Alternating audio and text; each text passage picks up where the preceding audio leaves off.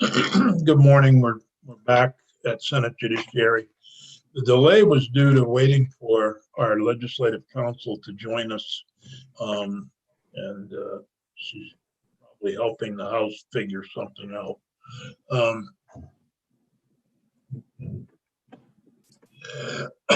But hopefully she'll be back. The conversation this morning is regarding H-128, which is defense based upon victim identity. I think there was a lot of discussion here in committee regarding this bill. The House made some changes to the bill, and we were here today to discuss the markup of the bill and whether or not we have any amendments. I think we should begin that discussion. I don't remember if did we hear from the network on this bill? No, I don't have any notes from them. I can check. Heard from Bohr Yang. Yes, but I don't think we heard. Jessica, did you give testimony on this bill? I did, Senator Okay. Sears. Yes, Well- we're fully in support of this bill. Okay. Thank you. I did get a letter from a practitioner down in Brattleboro, Robert Osha, who was opposed to the bill based upon limiting a defendant's offenses. I don't have it. Jessica. Other than that, I don't know if all of you received that letter. I did. I know Bob very well. What's the name again, so we can look it up? Robert Oser, O-E-S-E-R. Thank you.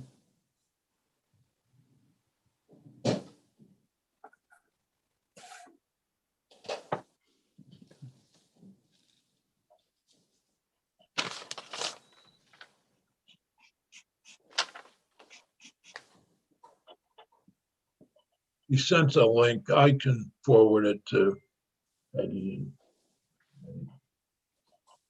It was sent to all the committee, but I don't know if Peggy got it.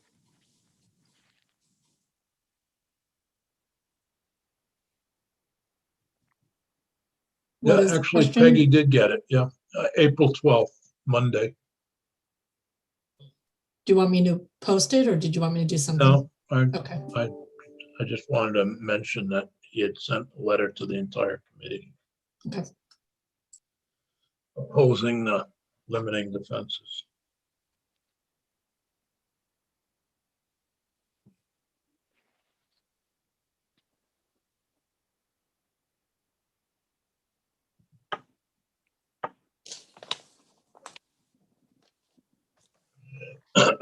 Um,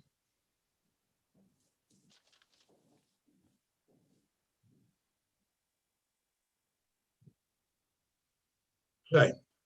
Are there any discussed proposed amendments to the bill? I can't remember if we're going to come back to this.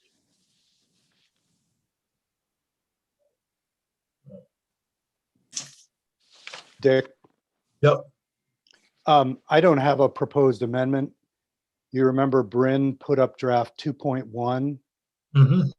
and I said the other day that that looked good to me. It made the addition of the word non-criminal, and it added or sentencing, and one other phrasing change. But I thought the addition of non-criminal took care of something we discussed on the first day, which was to clarify that if a sexual advance is referred to here, that it wasn't anything that crossed itself into the line of criminality or anything like that. So Thank you for reminding me. Yeah. yeah, I think this draft is clear. It's in 2.1, Alice. It's Yes, up but- on the website. Yes, I have it, but whereabouts in the bill was that change made? Oh, I'm sorry. It's on line 16. Oh, okay, non-forcible, non-criminal. Yep. Okay, thanks. When was that?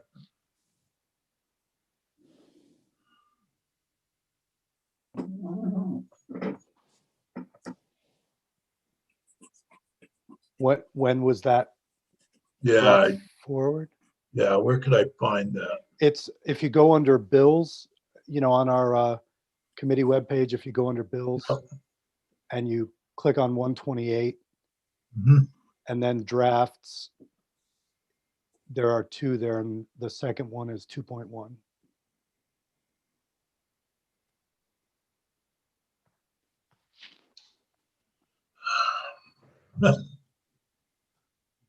Okay. It's not bills in committee. Peggy, can you post that? Do you know where it is? Yep, it's posted, but do you want me to share it? Yes, please share it so we can go over it this morning and then hear from witnesses awaiting Bryn's arrival. Okay, hold on, I just have it up. Hold on. Bear with me 1 second, guys.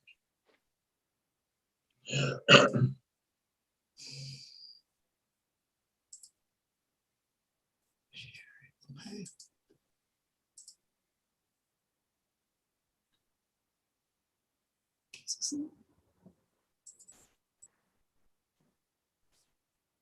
Can I see it? Thank you. Yep, great. Thank you so much. And prosecution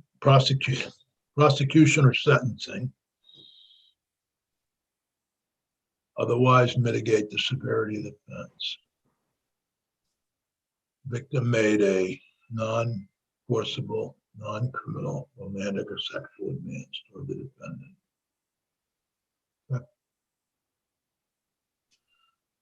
And any comments from any of the witnesses on this particular draft?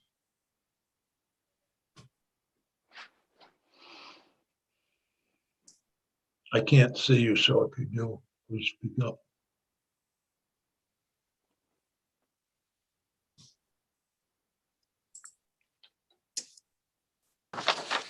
Rebecca Turner just joined. Okay, Rebecca, anybody who's a witness, who's on the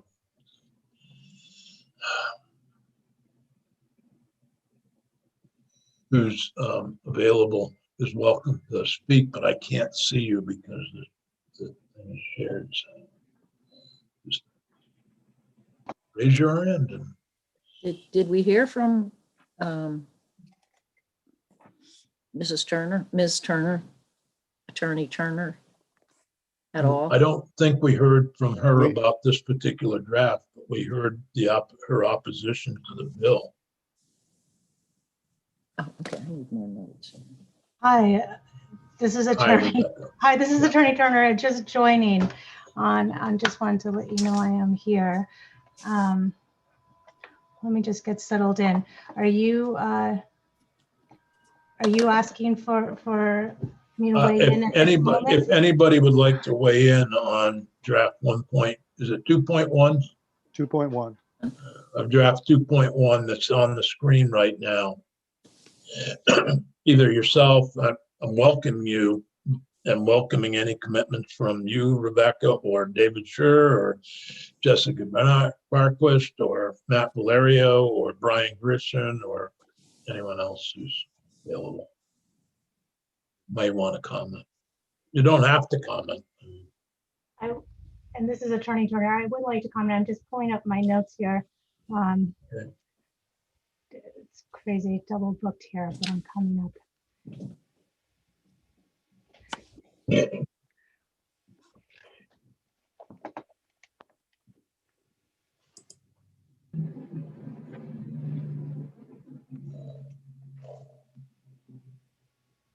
So again, I understand. So this is Attorney Turner. I'm not hearing others jump in, so I'm going to take this opportunity. For the record, Rebecca Turner, Appellate Division, Office of the Defender Generals. I did listen in to the testimony last time reviewing this particular draft. I understand a lot of the considerations was to the sentencing side, and the question being whether or not it was appropriate or not to have the judge consider this kind of material in sentencing. And I just wanted to share with this community that, because there was some question about what materials could or could not be considered by a judge in sentencing. And I see that I don't know if Judge Grierson is here, but it's extraordinarily expansive standard, proper and accurate. And that's because, again, we, meaning the law, the legislature, case law, common law, it's determined that any information that will inform the judge as to the complete picture of the person standing before him or her before imposing sentence, that we want the judge to have that exercise, the discretion to consider it, to not put it off, leave it off the table. I understand that there are concerns about biases entering in at this stage, and how there has been discussion about a zero tolerance for bias. I wanted to weigh in there that while there was discussion about how retention proceedings are inherently a check on that, I also wanted to throw in the mix that judges are subject to judicial conduct rules, their own separate set of rules that would limit or prohibit them from using those biases in such a way that would be improper. I also wanted to pull back because I know the focus has been on sentencing. Why and what is so significant and sweeping about this rule? Pull it back to the trial part of this. I know, again, that wasn't the specific discussion, but to underline the Defender General's position on this, to show that this is unprecedented in terms of categorically preventing the subject matter, which is pretty broad.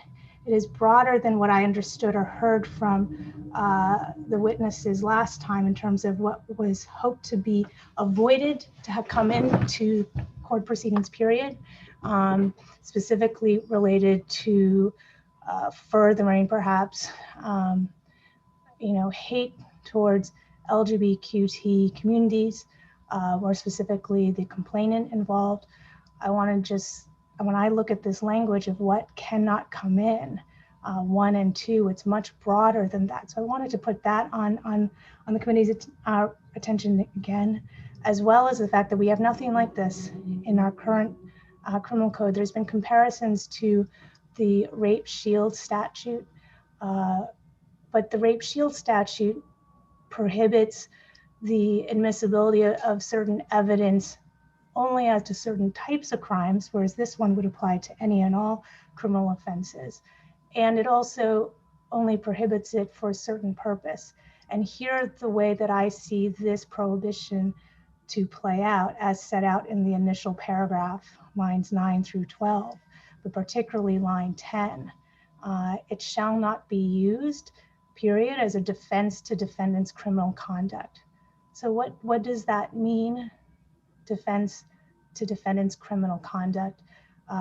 Does that prohibit defendant from cross-examining the state's key witness when perhaps gender or gender identity is going to a theory of mistaken identity, that it wasn't, that there was this belief that for whatever reason, that was a possible theory of the case of defense or credibility of a witness? Is that going to a defense of the defendant's case? Again, in the criminal world, what is considered a defense and the right to present a defense and confrontation is very expansive. And I think that line 10 language is too broadly drawn, as is the term phrasing criminal conduct, Again, it's prohibiting the use of this evidence as a defense to criminal conduct.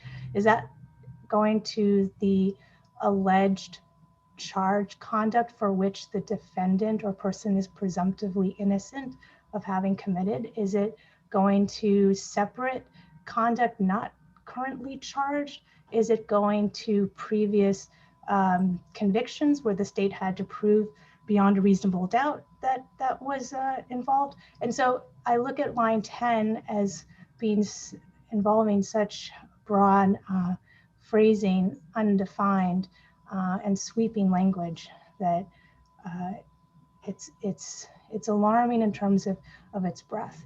Again, I leave it to the committee that there is just nothing like this in our current code prohibiting this kind of information from entering into the trial portion or sentencing, taking it off the table from consideration as to whether or not it's otherwise admissible under the rules of evidence. You think it's constitutional? I think that it is not constitutional in terms of how it interferes with a defendant's right to present a defense. Thank you.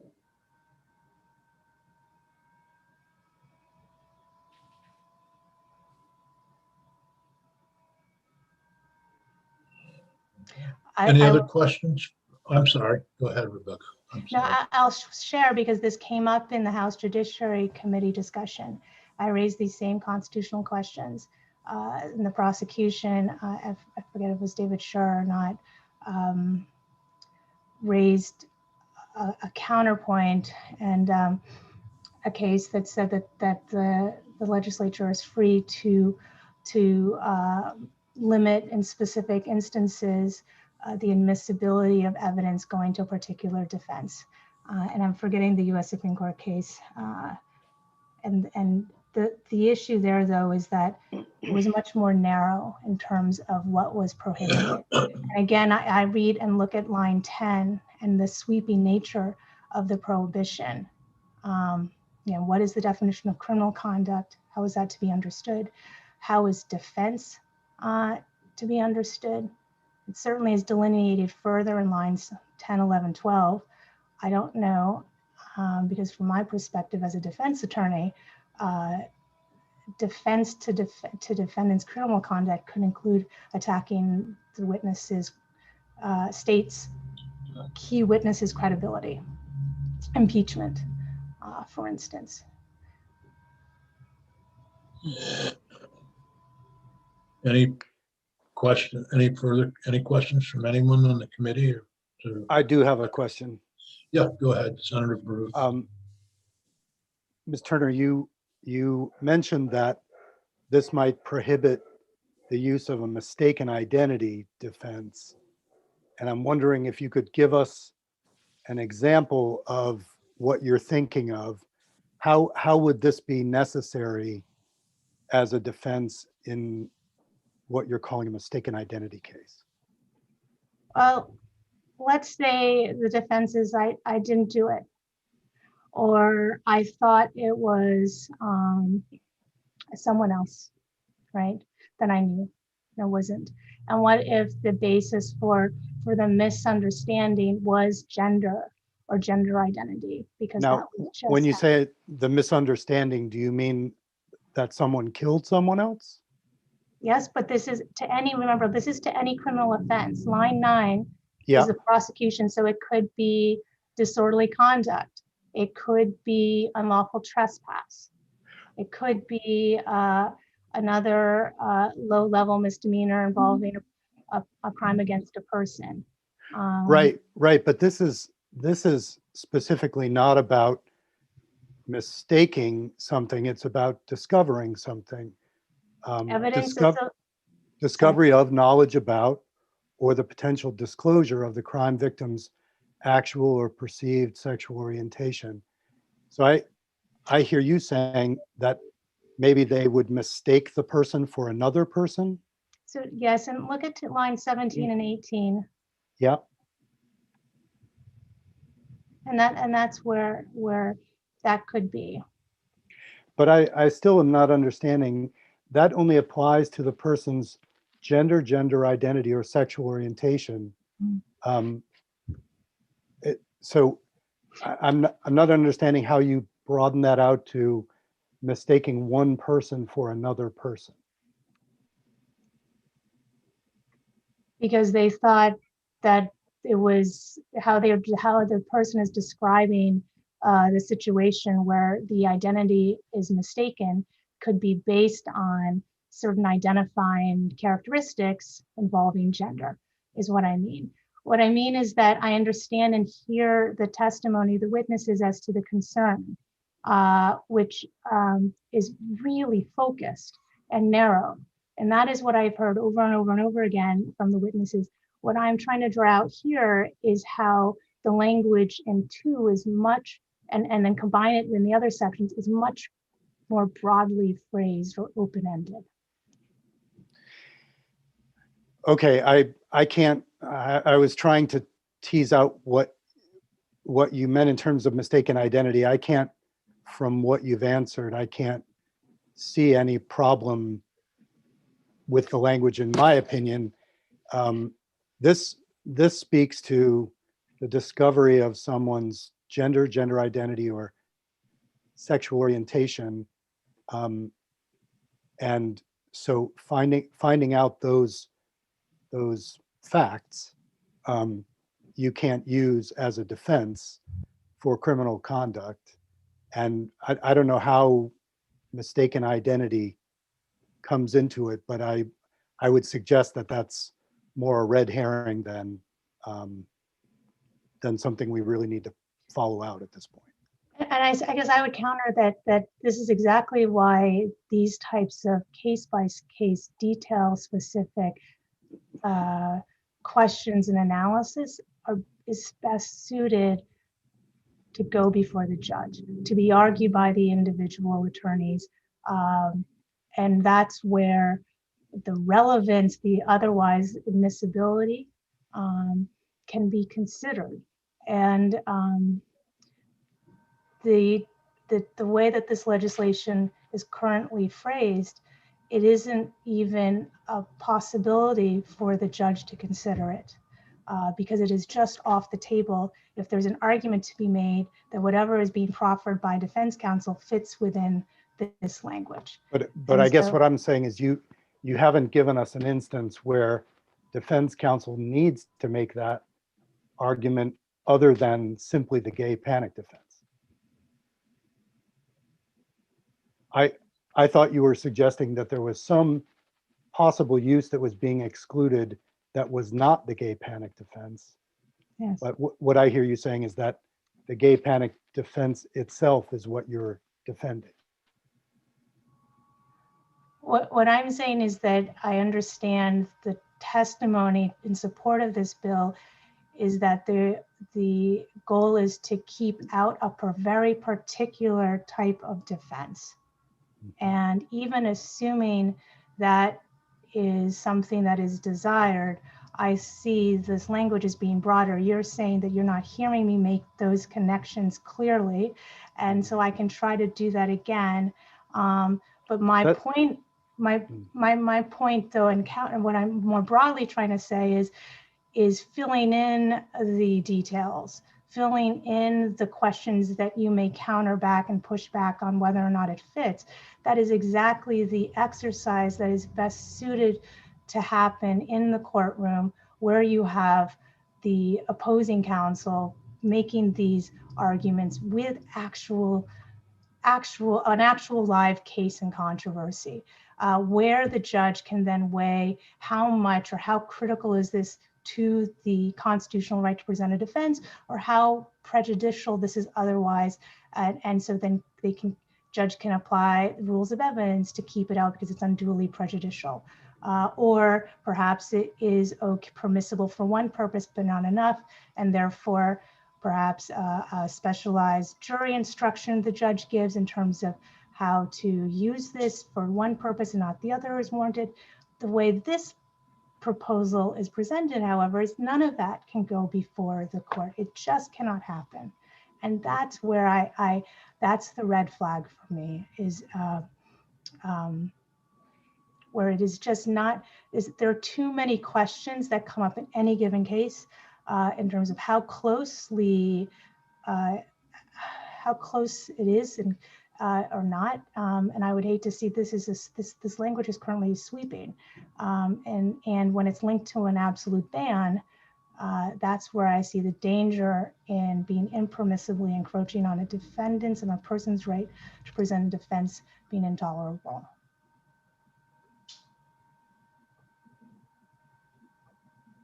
Any other questions or comments from Jessica or I'm sorry, or Rebecca? Thank you. Thank you. I sometimes when an effort is national, and we wonder what's going on in the other states, and obviously there are a number of cases, a number of states that are moving in this direction, or a number of states that are moving in the opposite direction in terms of people's,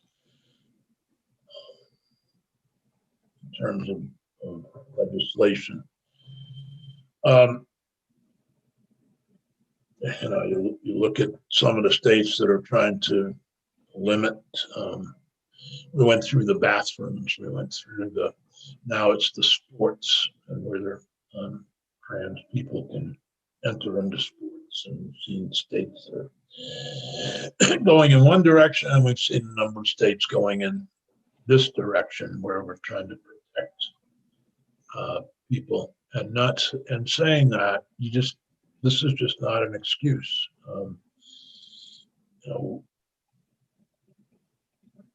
And that's the reason that I support this bill. But I realize it's controversial, and that some members of the committee may not, and I respect that. But at some point, we're going to have to decide, and we're going to have to take a vote. Can I ask a question, Senator Sears? Yes. So I'm just wondering, in the scenario whereby, say you're at an event and people aren't all that close to each other, but somebody gets close to you and puts their hand on your buttocks, and you turn around and push them away, and they fall down and get hurt. So when that comes up so they're hurt badly, and the prosecution decides to charge the person who pushed the person away, as part of their defense, are they not able to say something about why they pushed them away? Even if there was a perception that someone was making a move on them, so to speak,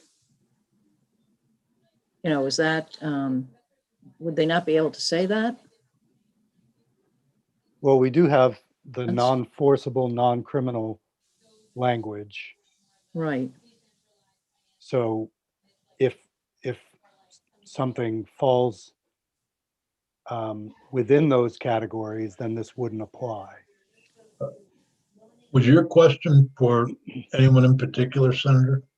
Some lawyer there, or Philip. David, did you want to respond to that? Sure. Thank you, Senator. David Chair with the Attorney General's Office for the record. Senator Nitka, in response to your question, it's important for us to remember that the only things that are being prevented from introduction, the only evidence being prevented from being introduced under this bill is evidence of what is in a defendant's head. So conduct of the kind that you're talking about, like if there is some sort of a touch, something like that, whatever that might be, however the scenario might play out, that is not being prevented from introduction. So, and by conduct, I mean physical action in the world. We're talking about evidence of what was in somebody's head. So if there's physical action in the world that is a plausible defense for some sort of use of force, this bill does not prevent that the use of that evidence. Even though in his head, perhaps he thinks, well, this is somebody making a move on me. Again, so what was in his head can't, if what was in his head falls within what's in subdivision 1 or subdivision 2, that of this bill, that can't be introduced, but the conduct, the physical action in the world can be. And so that defense remains. Okay. I've got to leave right at 12 o'clock and I've got, and Bryn is here. Thank you for being here, Bryn. Gives us about 5 minutes. Continue. Bryn, was there any discussion of having this? I noticed that it's effective on passage. Discussion of that in the other body. Nope, they didn't. I don't believe there was any discussion of the effective date. Mr. Chair, Yes, I don't know if you'd entertain a motion. I would make a motion would. if you. yep, sure. I would move that the committee forward Bill 2.1 favorably to the full Senate as Senator- amended here. Well, actually, Senator Bruce has moved that we amend H-128 with the version in front of us, draft 2.1. Is there any further discussion? Senator Benning. So I've spent quite a bit of time over the past few days working on this issue. And I took the liberty of sending out a mass email to the Defender General's listserv, trying to get a reaction from the folks on that listserv, probably about 50 lawyers or so, asking 2 questions. The first was, has anybody ever used this defense or even heard of this defense? There were a few who had said they had heard of the defense, but nobody who had ever tried to use it. The second question was, what about the sentencing stage? How do you feel about the legislature dictating to a judge what the judge can and cannot consider when sentencing an individual? I got several responses, probably about a dozen, and I just want to take a moment to read a little bit from one of them. This particular email came from Cabot Teachout. And Cabot says, my initial response to your second question is that the legislature cannot dictate through statute what does or does not make someone temporarily insane or have diminished capacity. I say this with full awareness of the discrimination and harm that LGBTQ individuals face, but the issue for me is broader than that. How do you legislate diminished capacity or powerful emotional reactions, which are by definition uncontrollable? Could the legislature ban other temporary insanity, crime, or passion provocation defenses? Does the legislature have the power to preclude diminished capacity defense where, for example, a spouse catches their partner in bed with another person? The answer is no, because diminished capacity is a mental condition and not a social, political, or legislative issue. I am not arguing that homophobia or the gay panic defense is reasonable or justified. All I'm saying is that it is not for the legislature to decide what trauma is valid and what trauma is not. What if a defendant was a child abused at the Kern, Hatton, and or the Diocese of Burlington, and a sexual incident brought up an intensely traumatic memory? I want to come back to Rebecca's point that there is, at the trial phase, something that is leaving most of us in the defense bar uncomfortable. And I also wanted to reiterate that my bigger problem was at the sentencing stage. And this amendment is something that I cannot vote for. The bill overall is making a political statement. And as a politician, not a defense attorney, I do feel the time is ripe to make a political statement. So I'm going to end up voting against the amendment, but if the amendment is attached, I'm probably coming out in favor of the bill itself. I don't want to leave anyone with the impression that I'm abandoning completely my defense oriented train of thought, because one of the snarky responses that I got from the listserv was a fairly simple observation that any defense attorney in their right mind would never bring this kind of a defense because it would automatically subject their client and their malpractice insurance rates to an enhanced penalty or an enhanced sentence under our hate crimes statute. And as a result, I come away from this feeling like at the end of the day, this is a political statement that is ripe for the times.